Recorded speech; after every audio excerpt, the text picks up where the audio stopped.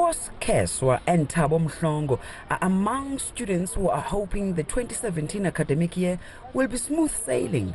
KHESWA couldn't finish his studies last year owing to the fees must fall student protests. Students had shut down a number of campuses. The protests culminated in a mass demonstration outside the union buildings in Pretoria. Well, I'm from a very poor family. My mother, she's a domestic worker. She don't have money to pay for my studies. And I'm just hoping the strike things, they just end, just stop, so we can go and finish our studies. I just hope it stops, because it delays our time to school, and some of us really need to study. MHLONGO is one of 6 children.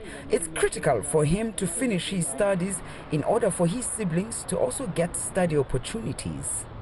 If we were to be serious, protesting might happen. But it's not something that should be a distraction. If we're going to be protesting because of fees, which is something that's really important to us, we should do that. But we should also balance and actually study. If you're going to protest, put in the extra hour to actually, study and do what you need to do. We came here to study at the end of the day, and if those objectives are met, I feel like it's a win-win situation. You would have killed 2 birds with 1 stone. But student leadership has vowed to do all possible to ensure free education. This year is expected to be characterized by more protests as soon as universities reopen next month.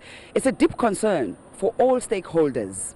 The struggle for free education is something that we'll never distance ourselves from. In fact, us as SRC have actually realized the importance of actually pushing and advancing the struggle of free education, so we can really see that there is really a crisis in terms of funds for our students to get educated. Education Minister has warned that the repeat of student protests will be detrimental to many. The casualties in such instance will be the poor and working class students, while students from the middle and upper class families will opt for private provision or to go and study abroad. Experienced academics, frustrated with the chaos in the public sector, will also be attracted abroad or to a more stable and better paying private sector. Nzimande says his department has ensured that a large percentage of the students will receive government financial assistance.